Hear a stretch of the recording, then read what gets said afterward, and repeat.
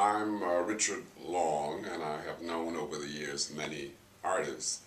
I actually met Elizabeth Catlett in Washington, D.C. This would have been in the late 50s when she was revisiting Washington, which of course is her home.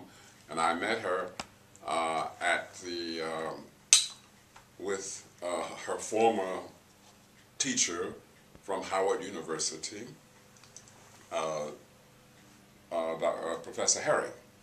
And I might mention that at some point later, I procured from Professor Herring a print by her, and this is a relatively rare print because when she was doing this, I don't think she made more than a few copies of them.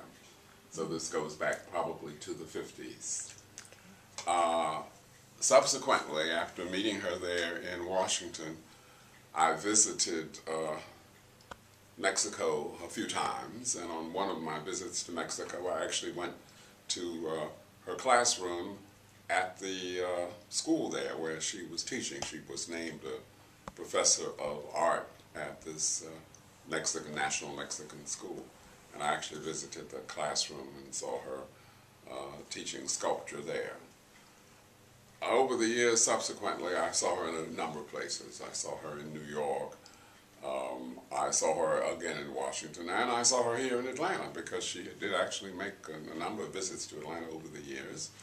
And the last time I saw her was a few years ago when she had a show in New Orleans at the Stella Jones Gallery.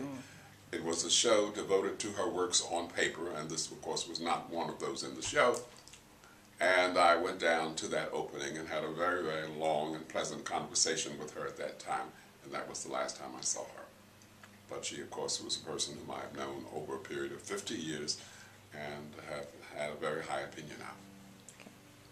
What would you say is her significance in kind of the pantheon of African-American artists?